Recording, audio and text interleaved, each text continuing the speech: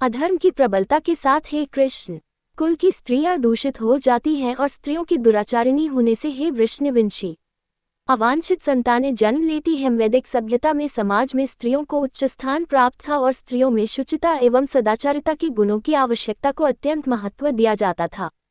इसलिए मनुस्मृति में वर्णन किया गया है, यत्र नार्यस्तु पूज्यन्ते रमन्ते तत्र देवता, अर्थात 3:56, जहाँ स्त्रियां पतिव्रता, संयत और सदाचारी जीवन व्यतीत करती हैं वहाँ वे अपनी पवित्रता के लिए पूरे समाज द्वारा पूजी जाती हैं और वहाँ स्वर्ग के देवता भी हर्षित होते हैं। जब स्त्रियां पतिता बन जाती हैं तब अनुत्तरदायी पुरुष इसका लाभ उठाकर पर स्त्रीगमन की कुमार्ग में प्रवृत्त हो जाते हैं और जिसके परिणामस्वरूप अवांछित संतानें जन्म लेती हैं। अवांछित संतानों की वृद्धि के परिणामस्वरूप निश्चय ही परिवार और पारिवारिक परंपरा का विनाश करने वालों का जीवन नारकीय बन जाता है। जल तथा पिंडदान की क्रियाओं से वंचित हो जाने के कारण ऐसे पतित कुलों के पितरों का भी पतन हो जाता है। अपने दुष्कर्मों से कुल परंपरा का विनाश करने वाले दुराचारियों के कारण समाज में अवांछित संतानों की वृद्धि होती है और विविध प्रकार की सामुदायिक और परिवार कल्याण की गतिविधियों का भी विनाश हो जाता है। सनातन धर्म या वर्णाश्रम द्वारा निर्धारित मानव समाज के चारों वर्गों के लिए सामुदायिक योजनाएं तथा पारिवारिक कल्याण कार्य इसलिए नियोजित हैं कि मनुष्य चरम मोक्ष प्राप्त कर सके। अतः समाज के अनुत्तरदायी नायकों द्वारा सनातन धर्म परंपरा के विखंडन से उस समाज में अव्यवस्था फैलती है। फलस्वरूप लोग जीवन के उद्देश्य विष्णु को भूल जाते हैं। ऐसे नायक अंधे कहलाते हैं और जो लोग इनका अनुगमन करते हैं वे निश्चय ही कुव्यवस्था की ओर अग्रसर होते हैं। हे जनार्दन, मैंने गुरुजनों से सुना है कि जो लोग कुल परंपराओं का विनाश करते हैं वे अनिश्चित काल के लिए नरक में डाल दिए जाते हैं। नो, कितने आश्चर्य की बात है कि हम मानसिक रूप से इस महापापजन्य कर्म करने के लिए उद्यत हैं। राजसुख भोगने की इच्छा के प्रयोजन से हम अपने वंशजों का वध करना चाहते हैं। यदि धृतराष्ट्र के शस्त्र युक्त पुत्र मुझ निहत्थे को रणभूमि में प्रतिरोध किए बिना भी मार देते हैं तब यह मेरे लिए श्रेयस्कर होगा। अर्जुन ने सन छोटी कट युद्ध के अनेक दुष्परिणामों का उल्लेख तो किया, किंतु वही ये नहीं देख पा रहा था कि यदि दुर्योधन जैसे दुष्ट लोगों को समाज में पनपने का अवसर प्राप्त हो जाएगा और जिसके परिणामस्वरूप वास्तव में पापाचार और अधिक प्रबल हो जाएंगे, वह अपना आश्चर्य प्रकट करने के लिए आहो शब्द का प्रयोग करता है। बत शब्द का अर्थ भयंकर परिणाम है। अर्जुन कह रहा है, ये कितना आश्चर्यजनक है कि हमने युद्ध करने का निर्णय लेकर पाप कार्य किया है जबकि हम इसके दुष्परिणामों को भली भांति जानते हैं। जैसा कि प्रायः ये होता है कि लोग अपनी स्वयं की भूल को देखने में असमर्थ होते हैं और उसके लिए स्वयं की अपेक्षा परिस्थितियों और अन्य लोगों को उत्तरदायी ठहराते हैं। इसी प्रकार से अर्जुन ने यह अनुभव किया कि धृतराष्ट्र के पुत्र लोभ से प्रेरित थे, किंतु वह इस ओर ध्यान नहीं दे सका कि उसके संवेदना से भरे उद्गार लोकातीत मनोभाव नहीं है अपितु स्वयं को देह मानने की अज्ञानता और सांसारिक आसक्ति पर आधारित हैं।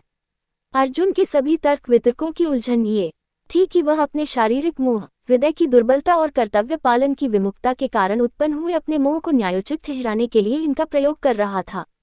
अब आगे आने वाले अध्यायों में भगवान श्री कृष्ण ये स्पष्ट करेंगे कि अर्जुन के तर्क अनुचित क्यों थे। संजय ने कहा, इस प्रकार यह कहकर अर्जुन ने अपना धनुष और बाणों को एक ओर रख दिया और शोकाकुल चित्त से अपने रथ के आसन पर बैठ गया।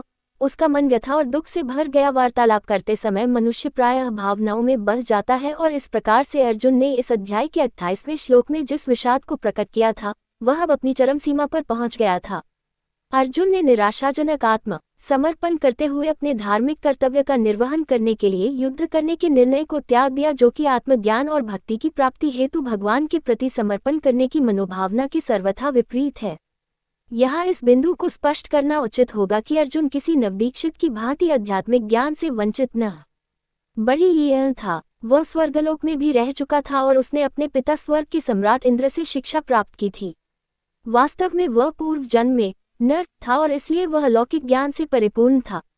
नर नारायण एक ही वंश के थे। नर एक शुद्ध आत्मा और नारायण परमात्मा थे। इस तथ्य का प्रमाण महाभारत के युद्ध के पूर्व की इस घटना से मिलता है, जब अर्जुन ने युद्ध के लिए श्री कृष्ण को अपने पक्ष के लिए चुना और यादवों की समस्त सेना का त्याग दुर्योधन के लिए किया। उसका दृढ़ विश्वास था कि यदि युद्ध क्षेत्र में भगवान उसके पक्ष की ओर होंगे तो वह कभी पराजित नहीं होगा। भगवान श्री कृष्ण की इच्छा थी कि वे भावी पीढ़ियों के कल्याणार्थ संसार को भगवद गीता के दिव्य ज्ञान का उपदेश दें।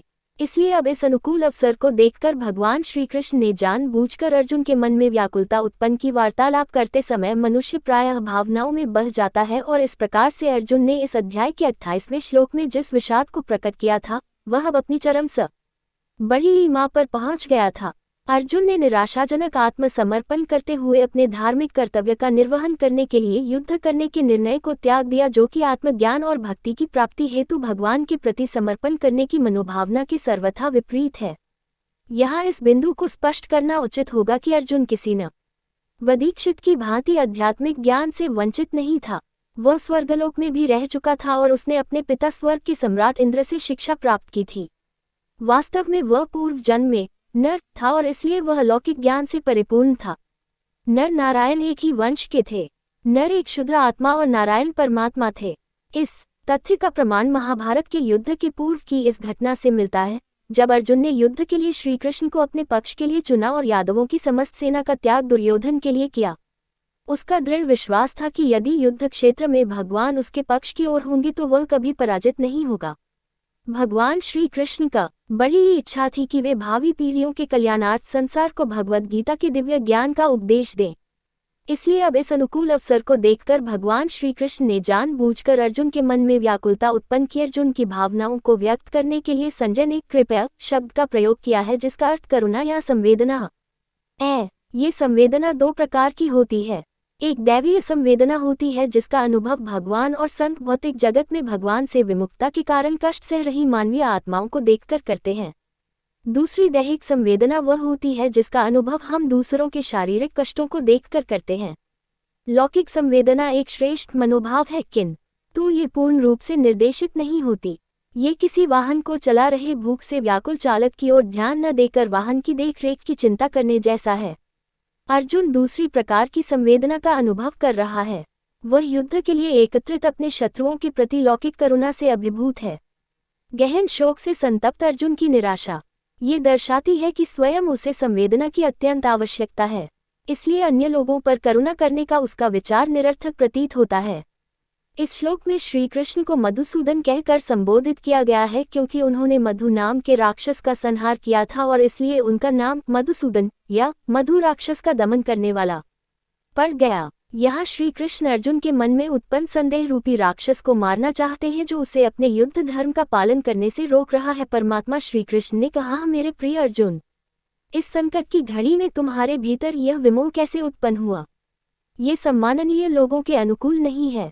इससे उच्च लोकों की प्राप्ति नहीं होती, अपितु अपयश प्राप्त होता है। हमारे पवित्र ग्रंथों में आर्य शब्द का प्रयोग किसी प्रजाति या जाति समूह के लिए नहीं किया गया है। मनुस्मृति में आर्य शब्द की परिभाषा एक परिपक्व और सभ्य मानव के रूप में की गई है। आर्यन भद्रपुरु शब्द जैसा संबोधन सबके कल्याण की भावना की ओर संकेत करता है। वैदिक धर्म ग्रंथों का उद्देश्य मानव को सभी प्रकार से श्रेष्ठ आर्य बनने का उपदेश देना है। श्री कृष्ण अर्जुन की वर्तमान मानसिक स्थिति को इन आदर्शों के प्रतिकूल पाते हैं और इसलिए उसकी व्याकुलता को ध्यान में रखते हुए वह उसे फटकारते हुए समझाते हैं कि वर्तमान परिस्थितियों में इस आदर्शवादी अवस्था में कैसे रहा जा सकता है। भगवद गीता या भगवान की दिव्य वाणी वास्तव में यहीं से आरंभ होती है, क्योंकि श्री कृष्ण जो अभी तक शांत थे अब इस श्लोक से बोलना आरंभ करते हैं। परमात्मा पहले अर्जुन के भीतर ज्ञान प्राप्त करने की क्षुधा उत्पन्न करते हैं। ऐसा करने के लिए वह ये तर्क देते हैं कि उत्तम पुरुष के लिए इस प्रकार के भ्रम की स्थिति में रहना अपमानजनक और सर्वथा अनुचित है। इसके बाद वे अर्जुन को अवगत करवाते हैं कि मिथ्या मोह के परिणामों से पीड़ा, अपयश तथा जीवन में असफलता मिलती है और आत्मा का पतन होता है। भगवान श्री कृष्ण अर्जुन को सांत्वना देने के बजाय उसकी वर्तमान मनोदशा को देखते हुए उसे और अधिक व्याकुल करना चाह रहे हैं। जब हम व्याकुल होते हैं तब हमें दुख की अनुभूति होती है, क्योंकि यह आत्मा की वास्तविक स्थिति नहीं है। इस असंतोष की अनुभूति यदि उचित दिशा की अग्रसर होती है तब वह वास्तविक ज्ञान की खोज में प्रेरक शक्ति बनकर उभरती है। संदेह का उचित निवारण मनुष्य को पहले से अधिक गूढ़ ज्ञान प्राप्त करने में सहायता करता है। इसलिए भगवान कभी कभी जानबूझकर मनुष्य को कठिनाई में डालते हैं ताकि वह अपनी उलझन को सुझाने के लिए ज्ञान की खोज करने में विवश हो जाए, और जब उसके संदेह का पूरी तरह से निवारण हो जाता है तब वह मनुष्य ज्ञान की उच्चावस्था को प्राप्त कर लेता है। हे पार्थ, अपने भीतर इस प्रकार की नपुंसकता का भाव लाना तुम्हें शोभा नहीं देता। हे शत्रु विजेता, हृदय की तुच्छ दुर्बलता का त्याग करो और युद्ध के लिए तैयार हो जाओ। ज्ञानोदय के मार्ग पर सफलतापूर्वक कदम रखने के लिए उच्च आत्मबल और नैतिकता का होना आवश्यक है, जिसके लिए किसी मनुष्य को आशावान, उमंगी और ऊर्जावान बनकर आलस्य, स्वच्छंदता की प्रवृत्ति, अज्ञान और आसक्ति जैसी लौकिक मानसिकता पर विजय प्राप्त करना आवश्यक होता है। श्री कृष्ण एक योग्य गुरु हैं और इसलिए अर्जुन को फटकारते हुए वे अब उसे परिस्थितियों का सामना करने के लिए प्रोत्साहित कर उसके आत्मबल को बढ़ाते हैं। अर्जुन को पृथा पुत्र कुंती का दूसरा नाम के नाम से संबोधित करते हुए श्री कृष्ण उसे अपनी माता कुंती का स्मरण करने का आग्रह करते हैं। कुंती ने स्वर्ग के देवताओं के राजा इंद्र की उपासना की थी और इंद्र के आशीर्वाद से अर्जुन का जन्म हुआ था, इसलिए वह इंद्र के समान असाधारण बल और पराक्रम से संपन्न था। श्री कृष्ण उसे इन सब का स्मरण करवाते हुए प्रोत्साहित कर रहे हैं कि वह ऐसी दुर्बलता को स्वीकार न करे जो उसके यशस्वी पूर्वजों के अनुरूप नहीं है। श्री कृष्ण अर्जुन को पुनः परंतप अर्थात शत्रुओं का विजेता की संबोधन द्वारा उसे क्षत्रिय धर्म या महायोद्धा के कर्तव्यों का पालन करने की इच्छा का त्याग करने वाले अपने भीतर उत्पन्न हुए शत्रु का दमन करने की प्रेरणा देते हैं। श्री कृष्ण ये स्पष्ट करते हुए कहते हैं कि अर्जुन जिस प्रकार का मनोभाव व्यक्त कर रहा है वह न तो नैतिक कर्तव्य है और न ही वास्तविक संवेदना है, अपितु यह विलाप और मोह है। दुर्बल मानसिकता ही इसकी जड़ें हैं। यदि अर्जुन का आचरण वास्तव में ज्ञान और करुणा पर आधारित था तब उसे न तो किसी पर प्रकार की व्यथा और न ही शोक की अनुभूति होनी चाहिए। अर्जुन ने कहा, हे मधुसूदन, हे शत्रुओं के दमन करता, मैं युद्धभूमि में कैसे भीष्म और द्रोणाचार्य जैसे महापुरुषों पर बाण चला सकता हूँ जो मेरे लिए परम पूजनीय है। श्री कृष्ण के युद्ध करने के आह्वान की प्रतिक्रिया में अर्जुन अपनी व्यग्रता प्रदर्शित करते हुए कहता है कि भीष्म और द्रोण मेरे लिए आदरणीय और आराध्य हैं। भीष्म ब्रह्मचर्य की मूर्ति थे और अपने पिता को दिए गए वचन के पालन हेतु वे जीवन भर ब्रह्मचारी रहे। अर्जुन को शस्त्र विद्या प्रदान करने वाले गुरु द्रोणाचार्य युद्ध कला में निपुण थे और उन्हीं से विद्या प्राप्त कर अर्जुन धनुर्विद्या में पारंगत हुआ था। दूसरे पक्ष की ओर से कृपाचार्य भी एक अन्य महापुरुष थे जिनके प्रति अर्जुन सदैव श्रद्धा भाव रखता था। ऐसे उच्च आचरण वाले विद्वान लोगों के प्रति शत्रुता का व्यवहार करना संवेदनशील अर्जुन को अब घृणास्पद कार्य प्रतीत होने लगा था। उसके अनुसार जब इन श्रद्धेय महापुरुषों के साथ किसी प्रकार का तर्क करना भी अनुचित था, तब फिर वह किस प्रकार उनके विरुद्ध हथियार उठा सकता था। अर्जुन ने कहा, हे कृष्ण, कृपया मेरी वीरता पर संदेह न करें। मैं युद्ध करने के लिए तैयार हूं, परंतु नैतिक दायित्व निर्वहन के दृष्टिकोण से मेरा कर्तव्य अपने आचार्यगणों का आदर करना और धृतराष्ट्र के पुत्रों पर दया दर्शाना है। ऐसे आदरणीय महापुरुष जो मेरे गुरुजन हैं को मारकर सुखपूर्वक जीवन व्यतीत करने की अपेक्षा तो भीख मांगकर इस संसार में जीवन निर्वाह करना अधिक श्रेयस्कर है। यदि हम उन्हें मारते हैं तो उसके परिणामस्वरूप हम जिस संपत्ति और सुखों का भोग करेंगे वे रक्तरंजित होंगे। यह कहना तर्कसंगत होगा कि अर्जुन को अपने जीवन निर्वाह के लिए साम्राज्य प्राप्त करने हेतु युद्ध करना चाहिए, किंतु अर्जुन यहाँ इन तर्कों का खंडन करता है। वह कहता है कि वह ऐसा जघन्य अपराध करने की अपेक्षा भीख मांगकर जीवन निर्वाह करना पसंद करेगा। आगे वह ये तर्क व्यक्त करता है कि यदि वह युद्ध लड़ने जैसे जघन्य अपराध में सम्मिलित होकर अपने आदरणीय वयोवृद्धों और बंधु बांधवों का वध करता है तो उसकी आत्मा उसके इस कृत्य के फलस्वरूप प्राप्त होने वाली सुख संपत्ति और सत्ता का सुख भोगने की अनुमति नहीं देगी। शेक्सपियर के मैकबेथ नाटक में एक ऐसे उदाहरण का उल्लेख किया गया है कि अपराध बोध से ग्रस्त मनुष्य अच्छी निद्रा का सुख प्राप्त नहीं कर सकता। छल कपट आदि बुरे कर्मों से प्राप्त की गई संपत्ति और सत्ता से सुख और चैन छिन जाता है। मैकबेथ स्कॉटलैंड का एक सम्मानित व्यक्ति था। एक बार यात्रा के दौरान स्कॉटलैंड का राजा रात को विश्राम करने के लिए उसके घर ठहरा था। मैकबेथ की पत्नी ने उसे राजा की हत्या कर उसका राज सिंहासन पाने के लिए उकसाया। मैकबेथ ने उसके परामर्श को स्वीकार कर राजा की हत्या कर दी और उसके पश्चात वह और उसकी पत्नी राजा और रानी के रूप में स्कॉटलैंड के सिंहासन पर बैठ गए। 1 वर्ष के पश्चात मैकबेथ अपने महल में अपनी रातें जागकर व्यतीत करने लगा। लेखक लिखता है, मैकबेथ ने षड्यंत्र रचकर सोए हुए राजा को मारा था, इसलिए मैकबेथ रात को कभी सो नहीं पाया। रानी बारंबार अपने हाथों को साफ करते हुए दिखाई देती थी ताकि उसके रक्तरंजित हाथों पर लगे रक्त के धब्बे धुल जाएं। इस श्लोक में अर्जुन ये संवेदना प्रकट कर रहा है कि यदि वह युद्ध कर इन श्रद्धावान महानुभावों का वध कर देगा तब उसके हाथ भी रक्तरंजित होंगे और उसकी आत्मा उसे किसी भी प्रकार का राजसी ठाट बाट और राजसत्ता का सुख भोगने की अनुमति नहीं देगी। हम ये भी नहीं जानते कि इस युद्ध का परिणाम हमारे लिए किस प्रकार से श्रेयस्कर होगा, उन पर विजय पाकर या उनसे पराजित होकर। यद्यपि उन्होंने धृतराष्ट्र का पक्ष लिया है और अब वे युद्ध भूमि में हमारे सम्मुख खड़े हैं, तथापि उनको मारकर हमारी जीवित रहने की कोई इच्छा नहीं होगी। जब किसी अति उपयुक्त कार्य प्रणाली का आंकलन किया जाता है तब मनुष्य कई प्रकार के विकल्पों और उसके परिणामों पर विचार करता है। अर्जुन भी इस विवाद में पड़ जाता है कि कौरवों को पराजित करना उचित है या उनके हाथों पराजित होना। अर्जुन को दोनों विकल्पों में पराजय दिखाई देती है, क्योंकि युद्ध में कौरवों का वध करके यदि उसे विजय प्राप्त होती है तब भी उसकी आगे जीवित रहने की इच्छा नहीं होगी। यद्यपि भीष्म, द्रोणाचार्य और कृपाचार्य आदि अधर्मी कौरवों का पक्ष लेकर वास्तव में अधर्म का कार्य कर रहे थे। इन लोगों के लिए प्रयुक्त अर्थ का मग शब्द, जिसका अर्थ संपत्ति और पद प्रतिष्ठा का लोभ होना है, जो इन पर चरितार्थ होता है, क्योंकि इन्होंने दुष्चरित्र दुर्योधन का पक्ष लिया था, इसलिए युद्ध में इनका वध करना प्राकृतिक न्याय था। वास्तव में युद्ध के पश्चात भीष्म पितामह ने स्वयं ये स्वीकार किया था कि यदि कोई आचार्य अधर्म कार्य करता है तब उस का त्याग करना उचित है। यहाँ भीष्म पितामह के संबंध में उल्लेख करना विशेष रूप से आवश्यक है। श्रीमद्भागवत श्लोक 9:22:19 के अनुसार वह श्री कृष्ण के परम भक्त थे। उनका अपनी इंद्रियों पर संयम था और वे उदारता व शौर्य की मूर्ति थे। वह सदा सत्य बोलने वाले महापुरुष के रूप में भी जाने जाते थे, क्योंकि उन्होंने जीवन में सदैव सत्य बोलने की प्रतिज्ञा ली थी। उन्हें इच्छा मृत्यु का वरदान प्राप्त था, यहाँ तक कि वे अपनी मृत्यु का समय भी अपनी इच्छा के अनुरूप निश्चित कर सकते थे। इन सभी विविध विशिष्टताओं के कारण श्रीमद्भागवतम में उनकी गणना 12 महापुरुषों या महाजनों में की गई है।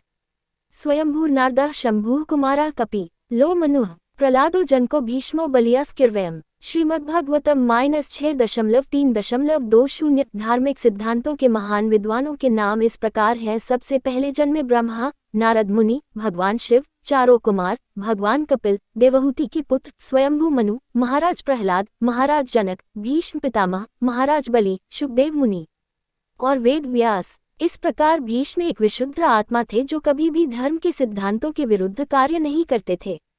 उनका समग्र जीवन चरित्र सांसारिक विषयों से परे था। यद्यपि वे कौरवों के पक्ष की ओर से युद्ध लड़ रहे थे, फिर भी उन्होंने युधिष्ठिर को युद्ध आरंभ होने से पूर्व कहा था कि मैं अधर्म का साथ देने के लिए बाध्य हूँ, किंतु मैं तुम्हें वरदान देता हूँ कि तुम युद्ध में विजय प्राप्त करोगे। भीष्म जानते थे कि धर्म का पालन करने वाले पांडवों, जिनके पक्ष में भगवान श्री कृष्ण थे, कभी पराजित नहीं हो सकते। अधर्म का पक्ष लेते हुए भी वे ये दर्शाना चाहते थे कि स्वर्ग और पृथ्वी की बड़ी से बड़ी शक्तियां भी मिलकर पांडवों पर विजय प्राप्त नहीं कर सकती। इसलिए उन्होंने भगवान श्री कृष्ण की लीलाओं में सहयोग प्रदान करने के प्रयोजनार्थ अपने प्राण न्यौछावर कर दिए। कौरवों के पक्ष में युद्ध करने के पश्चात भीष्म की उनके प्रति पूर्ण समर्पण की भावना से श्री कृष्ण भलीभांति परिचित थे। इसी कारण उन्होंने भीष्म के वचन का सम्मान रखने के लिए अपना वचन वहन किया था। भीष्म ने युद्ध के दौरान एक निश्चित दिन ये संकल्प लिया था कि वह अगले दिन सूर्यास्त होने से पूर्व या तो पांडवों के महापराक्रमी योद्धा अर्जुन का वध करेंगे या उसे बचाने के लिए श्री कृष्ण को महाभारत के युद्ध में शस्त्र न उठाने के अपने वचन को भंग करना होगा। कवि संत सूर्यदास ने भीष्म के वचन का वर्णन इस प्रकार से किया है। आजू जो हरे ही न शस्त्र गहाऊं, तो लाजहूं गंगा जननी को शांतनु सुत न कहाऊं। संत सूरदास, यदि मैं भगवान श्री कृष्ण को युद्ध में शस्त्र उठाने के लिए विवश न कर दूं, तो मैं अपनी माता गंगा को लज्जित करूं और राजा शांतनु का पुत्र भी न कहलाऊं। भीष्म ने अति पराक्रम से युद्ध लड़ते हुए अर्जुन के रथ भीष्म ने अति पराक्रम से युद्ध लड़ते हुए अर्जुन के रथ को तोड़ दिया और अर्जुन भूमि पर गिर गया। ऐसी दशा में भगवान श्री कृष्ण ने रथ का पहिया उठाया और भीष्म के सामने आकर उन्हें अर्जुन को मारने से रोका। भीष्म ने जब भगवान श्री कृष्ण को रथ का पहिया अपने हाथों में उठाते हुए देखा, तब वे जोर से हंसने लगे। वे समझ गए कि भक्तवत्सल भगवान, जो अपने भक्तों को आनंद प्रदान करते हैं, ने अपने भक्त के वचन की लाज रखने के लिए स्वयं अपने वचन को भंग किया। वास्तव में भीष्म की श्री कृष्ण के प्रति श्रद्धा भक्ति रसिक भाव की थी। वे प्रायः वृंदावन में भगवान श्री कृष्ण की लीलाओं का चिंतन करते थे। जहाँ श्री कृष्ण सायंकाल में वन में गायों को चराने के पश्चात गांव में लौटते थे, तब उस समय गायों के खुरों से उड़ने वाली धूल से उनकी सुंदर मुख की कांति और अधिक बढ़ जाती थी। महाभारत के युद्ध के दौरान घोड़ों के खुरों से उठने वाली धूल से श्री कृष्ण की अनुपम छवि की शोभा और अधिक बढ़ जाती थी और भीष्म पितामह वहाँ भगवान के दिव्य रूप का दर्शन कर अत्यंत प्रसन्न होते थे। अपने जीवन के अंतिम क्षणों में जब भीष्म पितामह बाणों की शैया पर सो रहे थे, तब वह भगवान के दिव्य रूप का चिंतन करते रहे और भगवान से निम्न प्रकार से प्रार्थना करते थे। युधि तुर्गर्जो विधूम्र विश्वक्चिलुलित श्रमवार्य अंकतास्ये मम निशित शरर विभिद यमानत्वची विलसत कवचेस्तु कृष्णात्मा। श्रीमद्भागवतम -1.9.34 युद्ध भूमि में श्री कृष्ण के लहराते हुए घुघराले केश अश्वों के खुरों से उठने वाली धूल से ढक जाते थे और रथ को हाँकने से शारीरिक श्रम के कारण उनका मुख पसीने से गीला हो जाता था, और ये सब आभूषणों की भांति मेरे भगवान के दिव्य सौंदर्य में वृद्धि छोटी ही करते थे, और मेरे तीखे बाणों से हुए घाव उनकी मनोहर छवि की शोभा को और अधिक बढ़ाते थे। अतः उन सुंदर भगवान श्री कृष्ण के प्रति मेरा मन, शरीर और आत्मा समर्पित हो जाए। भगवान श्री कृष्ण भीष्म की प्रेम भक्ति का सम्मान रखते हुए बाणों की मृत्यु शैया पर सो रहे भीष्म से मिलने गए। अपने सम्मुख भगवान के दर्शन कर महाजन भीष्म ने अपनी इच्छा से अपना शरीर त्याग दिया। मैं किंकर्तव्य विमूढ़ हो गया हूँ और गहन चिंता में डूबकर कायरता दिखा रहा हूँ। मैं आपका शिष्य हूँ और आपके शरणागत हूँ। कृपया मुझे निश्चय ही यह उपदेश दे कि मेरा हित किसमें है। भगवद गीता का एक क्षण अत्यंत महत्वपूर्ण है, जब प्रथम बार अर्जुन ओ श्री कृष्ण का परम मित्र और चचेरा भाई था, भगवान श्री कृष्ण को अपना गुरु बनने की प्रार्थना करता है। अर्जुन श्री कृष्ण के सम्मुख ये स्वीकार करता है कि उस पर कार्पण्य दोष हावी हो गया है या उसका आचरण कायरो जैसा हो गया है, और इसलिए वह श्री कृष्ण को अपना गुरु बनने और उसे धर्म के पथ पर चलने का उपदेश देने के लिए निवेदन करता है। सभी वैदिक ग्रंथ एक स्वर से घोषणा करते हैं कि आध्यात्मिक गुरु के माध्यम से हमें अपने आत्मकल्याण के लिए दिव्य ज्ञान प्राप्त होता है। तद्विज्ञानार्थ स गुरुमेवाभिगच्छेत् समित्पाने श्रोत्रियम ब्रह्मनिष्ठम। मुंडकोपनिषद -1.2.12 परम सत्य को जानने के लिए गुरु की खोज करनी होगी, जो धर्म ग्रंथों का ज्ञाता हो और जो व्यवहारिक रूप से परब्रह्म में स्थित हो चुका हो। तस्मात् गुरु प्रपद्येत जिज्ञासुः श्रेयोत्तमम्। शाब्दे पर च निष्णातम ब्रह्मण्युपश्माश्रयम्। श्रीमद्भागवतम -11 3:21 सत्य की खोज करने वालों को आध्यात्मिक गुरु के प्रति पूर्ण शरणागत होना चाहिए, जो वैदिक ग्रंथों के सार को भली भांति समझता है और भौतिक संसार की उपेक्षा कर भगवान के पूर्ण शरणागत होता है। रामचरितमानस में वर्णन किया गया है, गुरु बिनु भव निधि तरी न कोई, जो बिरंची संकर सम हुई। यहाँ तक कि आध्यात्मिक ज्ञान में उन्नत साधक भी बिना गुरु की कृपा के इस मायारूपी संसार के भवसागर को पार नहीं कर सकते। श्री कृष्ण ने स्वयं गीता के श्लोक संख्या 4:34 में वर्णन किया है, सत्य को जानने के लिए गुरु की शरण में जाओ, श्रद्धापूर्वक उनकी सेवा करो और उनसे तत्व ज्ञान सीखो। ऐसा सिद्ध संत महापुरुष आपको ज्ञान देगा, क्योंकि वही यथार्थ को जानता है। ज्ञान प्राप्त करने के लिए गुरु की शरण में जाने की अनिवार्यता सिद्ध करने के लिए श्री कृष्ण भी गुरु की शरण में गए थे। अपनी युवावस्था में श्री कृष्ण 64 कलाओं की विद्या प्राप्त करने के लिए सांदीपनी गुरु के आश्रम में रहे। श्री कृष्ण के सहपाठी सुदामा ने इस विषय पर निम्न प्रकार से टिप्पणी की है, यस्यच्छन्दोमयं ब्रह्मदेहावप विभो श्रेयसा तस्य गुरुषु वासोत्यंत विदम्बनम। श्रीमद्भागवतम 10:80 45 के श्री कृष्ण, वेद आपके शरीर के समान है, इनमें प्रकट ज्ञान आप ही हैं, इसलिए आपको गुरु बनाने की क्या आवश्यकता पड़ी। फिर भी यदि आप गुरु से शिक्षा प्राप्त करने का अभिनय कर रहे हो तो ये केवल आपकी दिव्य लीला है। वास्तव में भगवान श्री कृष्ण जगत के आदि गुरु हैं, क्योंकि वे भौतिक संसार के सबसे पहले जन्मे ब्रह्मा के भी गुरु हैं। उन्होंने हमारे कल्याण के लिए ये लीला रची और अपने इस दृष्टांत द्वारा हमें शिक्षित किया कि हमारी आत्मा पर माया हावी है और अज्ञान को दूर करने के लिए हमें गुरु की आवश्यकता है। इस श्लोक में अर्जुन एक शिष्य के रूप में श्री कृष्ण के समक्ष आत्मसमर्पण कर उन्हें अपना गुरु स्वीकार करते हुए उसे उचित मार्ग दिखाने के लिए ज्ञान प्रदान करने की प्रार्थना करता है। मुझे ऐसा कोई उपाय नहीं सूझता जो मेरी इंद्रियों को सुखाने वाले इस शोक को दूर कर सके। यदि मैं धन संपदा से भरपूर इस पृथ्वी पर निष्कंटक राज्य प्राप्त कर लेता हूँ या देवताओं जैसा प्रभुत्व प्राप्त कर लेता हूँ, तब भी मैं इस शोक को दूर करने में समर्थ नहीं हो पाऊंगा। जब हम किसी विपत्ति में फंस जाते हैं तब हमारी बुद्धि उस विपत्ति के कारणों का विश्लेषण करने लगती है। जब आगे कोई उपाय नहीं सूझता और सब रास्ते बंद हो जाते हैं तब विषाद उत्पन्न होता है, क्योंकि अर्जुन की यह समस्या उसकी मंद बुद्धि की क्षमता से अधिक बड़ी है और उसका लौकिक ज्ञान उसे दुख के महासागर में से, जिसमें वह स्वयं को डूबा हुआ पाता है, से निकालने के लिए अपर्याप्त है। श्री कृष्ण को गुरु के रूप में स्वीकार कर अर्जुन अब अपनी दयनीय दशा प्रकट करने के लिए अपना हृदय उनके सम्मुख उड़ेल देता है। अर्जुन की इस दशा को उत्तम नहीं कहा जा सकता। कभी कभी हमें भी अपनी जीवन यात्रा में निरंतर ऐसी परिस्थितियों का सामना करना पड़ता है। जब हम सुख की कामना करते हैं तब हमें दुख मिलता है। हम ज्ञान प्राप्त करना चाहते हैं किंतु हम अज्ञान के अंधकार को दूर करने में समर्थ नहीं हो पाते। हम सच्चा प्रेम पाने के लिए तरसते हैं किंतु हमें बार बार निराशा मिलती है। हमारे कॉलेज की डिग्रियां, अर्जित ज्ञान और सांसारिक छात्रवृत्तियां हमारे जीवन की इन जटिलताओं का समाधान नहीं कर सकती।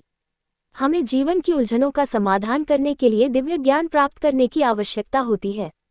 दिव्य ज्ञान का कोश हमें तभी मिलता है जब हम सच्चे गुरु को खोज लेते हैं जो सदैव इंद्रियातीत रहता है, केवल हमें विनम्रतापूर्वक उससे ज्ञान प्राप्त करने के लिए उद्यत हों। अर्जुन इसी मार्ग का अनुसरण करने का निर्णय करता है। मुझे ऐसा कोई उपाय नहीं सूझता जो मेरी इंद्रियों को सुखाने वाले इस शोक को दूर कर सके। यदि मैं धन संपदा से भरपूर इस पृथ्वी पर निष्कंटक राज्य प्राप्त कर लेता हूँ या देवताओं जैसा प्रभुत्व प्राप्त कर लेता हूँ, तब भी मैं इस शोक को दूर करने में समर्थ नहीं हो पाऊंगा। जब हम किसी विपत्ति में फंस जाते हैं तब हमारी बुद्धि उस विपत्ति के कारणों का विश्लेषण करने लगती है। जब आगे कोई उपाय नहीं सूझता और सब रास्ते बंद हो जाते हैं तब विषाद उत्पन्न होता है, क्योंकि अर्जुन की यह समस्या उसकी मंद बुद्धि की क्षमता से अधिक बड़ी है और उसका लौकिक का ज्ञान उसे दुख के महासागर में से, जिसमें वह स्वयं को डूबा हुआ पाता है, से निकालने के लिए अपर्याप्त है। श्री कृष्ण को गुरु के रूप में स्वीकार कर अर्जुन अब अपनी दयनीय दशा प्रकट करने के लिए अपना हृदय उनके सम्मुख उड़ेल देता है। अर्जुन की इस दशा को उत्तम नहीं कहा जा सकता। कभी कभी हमें भी अपनी जीवन यात्रा में निरंतर ऐसी परिस्थितियों का सामना करना पड़ता है। जब हम सुख की कामना करते हैं तब हमें दुख मिलता है। हम ज्ञान प्राप्त करना चाहते हैं किंतु हम अज्ञान के अंधकार को दूर करने में समर्थ नहीं हो पाते। हम सच्चा प्रेम पाने के लिए तरसते हैं किंतु हमें बार बार निराशा मिलती है। हमारे कॉलेज की डिग्रियां, अर्ज, छोटी हित ज्ञान और सांसारिक छात्रवृत्तियां हमारे जीवन की इन जटिलताओं का समाधान नहीं कर सकती। हमें जीवन की उलझनों का समाधान करने के लिए दिव्य ज्ञान प्राप्त करने की आवश्यकता होती है। दिव्य ज्ञान का कोश हमें तभी मिलता है जब हम सच्चे गुरु को खोज लेते हैं जो सदैव इंद्रियातीत रहता है, केवल हमें विनम्रतापूर्वक उससे ज्ञान प्राप्त करने के लिए उद्यत हों। अर्जुन इसी मार्ग का अनुसरण करने का निर्णय करता है। संजय ने कहा। ऐसा कहने के पश्चात गुडाकेश, शत्रुओं का दमन करने वाला अर्जुन, ऋषिकेश कृष्ण से बोला, हे गोविंद, मैं युद्ध नहीं करूंगा, और शांत हो गया। दूरदर्शी संजय ने धृतराष्ट्र को सुनाए जा रहे वृतांत में संबोधित किए गए व्यक्तियों के लिए विशेष नामों को प्रयोग किया है। यहाँ अर्जुन को गुडाकेश कहकर संबोधित किया गया है, जिसका अर्थ है निद्रा पर विजय पाने वाला।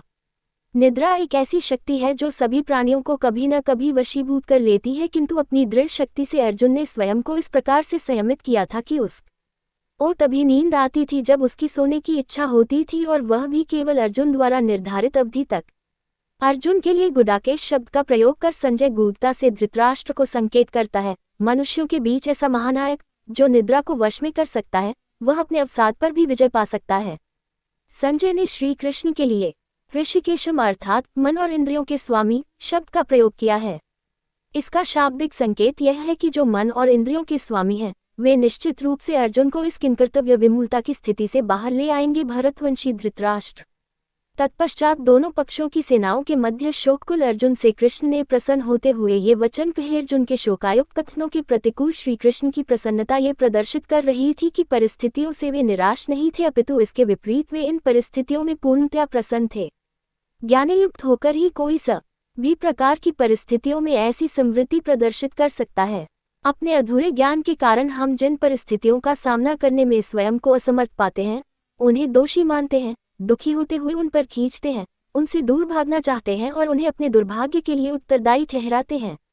किंतु प्रबुद्ध आत्माएं हमें अवगत कराती हैं कि भगवान द्वारा सृजित सृष्टि सभी प्रकार से पूर्ण है तथा शुभ और अशुभ परिस्थितियां हमारे सम्मुख दिव्य प्रयोजन हेतु उत्पन्न होती हैं।